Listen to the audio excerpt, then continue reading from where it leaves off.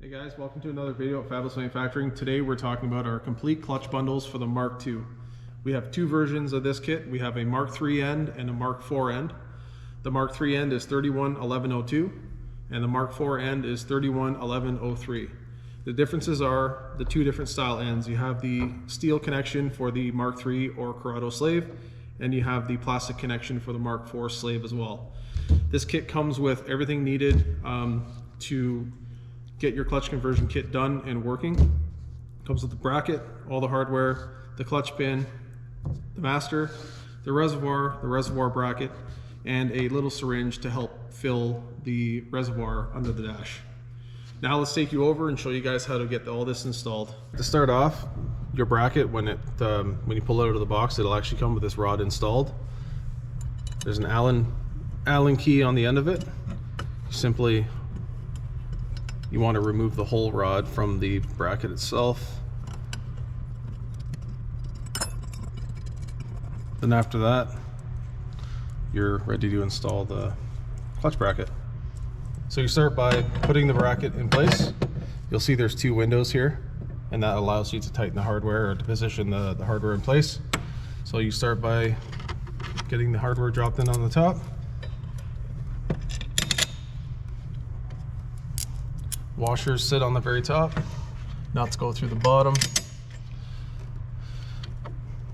and on the front side here, the washer goes on the back side because the hole in the pedal assembly is smaller than the hole in the bracket. So I'll tighten everything down and then show you guys how to adjust the rod on the left side of the bracket. Alright, now that we got all the hardware tightened up, we're going to position the threaded rod on the left side of the bracket in place. So you want to slide it back through like you pulled it out of the box. Put your nut in place on the back side. Grab your Allen key and thread that into the nut that's above.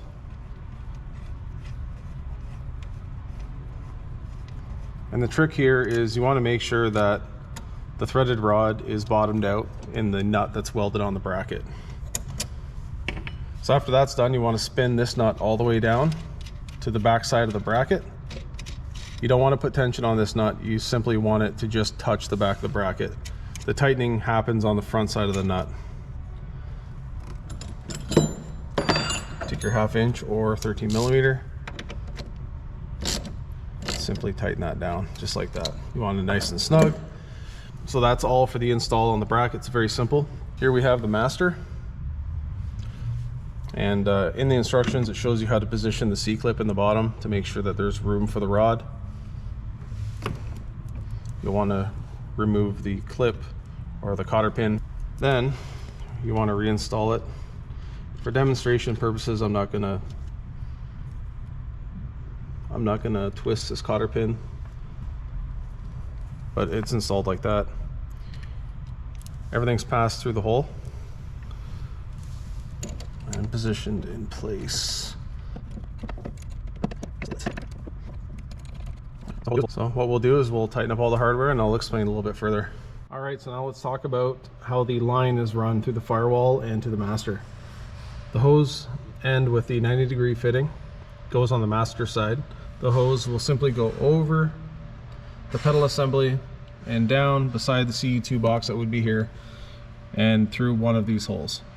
At the beginning of the video you saw that we installed 2 bolts at the very top.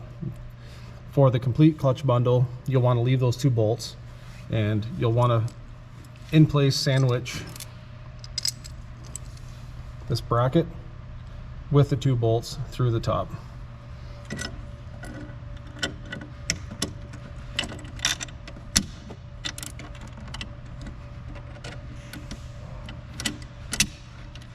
Just like that.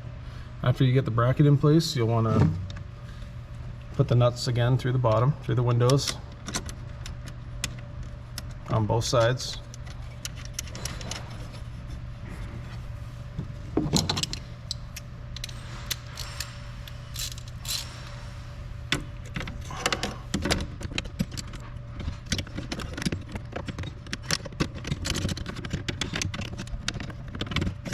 Then you'll want to take your reservoir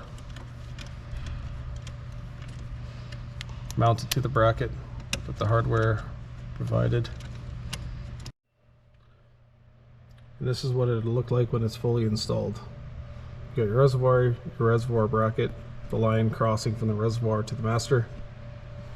And yeah, just make sure everything's clear of the hardware, no chafing, no rubbing on the hoses.